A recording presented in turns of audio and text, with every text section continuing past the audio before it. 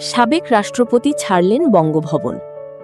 রাষ্ট্রপতির পদ থেকে পদত্যাগের একদিন পর বঙ্গভবন ছাড়লেন মোহাম্মদ শাহাবুদ্দিন। আজ রোববার বেলা 2:25 সপরিবারে বঙ্গভবন ছাড়েন তিনি। বঙ্গভবন থেকে সাবেক রাষ্ট্রপতির গাড়িবহর বের হতে দেখা গেছে। রাষ্ট্রপতির গাড়ি সহ আইন শৃঙ্খলা রক্ষাকারী বাহিনীর 18টি গাড়ি এই বহরে রয়েছে।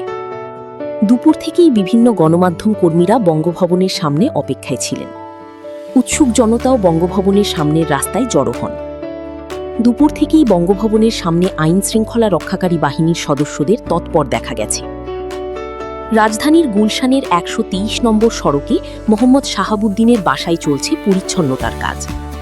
গতকাল শনিবার দেখা গেছে বাড়ির নিচতলার বসার জায়গাটি নতুন করে রং করা হয়েছে। পরিষ্কার করা হচ্ছে আসবাবপত্র। মোহাম্মদ শাহাবুদ্দিন রাষ্ট্রপতি হওয়ার আগে বাড়িটির 5ম তলার ফ্ল্যাটে থাকতেন।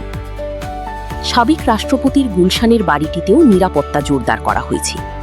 সকাল থেকেই পুলিশ, র্যাব সহ বিভিন্ন আইন শৃঙ্খলা রক্ষাকারী বাহিনীর সদস্যরা সেখানে অবস্থান করছেন। বঙ্গভবন ছাড়ার পর সেখানে দাপ্তরিক কার্যক্রম পরিচালনা করবেন ভারপ্রাপ্ত রাষ্ট্রপতি হাফিজ উদ্দিন আহমদ। তবে তিনি জাতীয় সংসদের স্পিকারের সরকারি বাসভবনেই থাকবেন।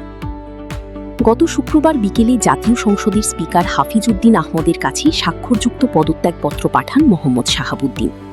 পদত্যাগপত্র হাতে পাওয়ার পর সংসদ ভবনের শপথকক্ষে সংবাদ সম্মেলন করে বিষয়টি জানান স্পিকার।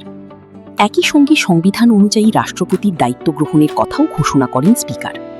মেয়াদ শেষ হওয়ার প্রায় 2.25 বছর আগেই রাষ্ট্রপতির পদ ছাড়লেন মোহাম্মদ শাহাবুদ্দিন। অসুস্থতাকে পদত্যাগের কারণ হিসেবে দেখিয়েছেন তিনি। আওয়ামী লীগের মনোনয়নে বিনা প্রতিদ্বন্দ্বিতায় নির্বাচিত হয়ে 2023 সালের 24 এপ্রিল দেশের 22তম রাষ্ট্রপতি হিসেবে শপথ নিয়েছিলেন মোহাম্মদ শাহাবুদ্দিন।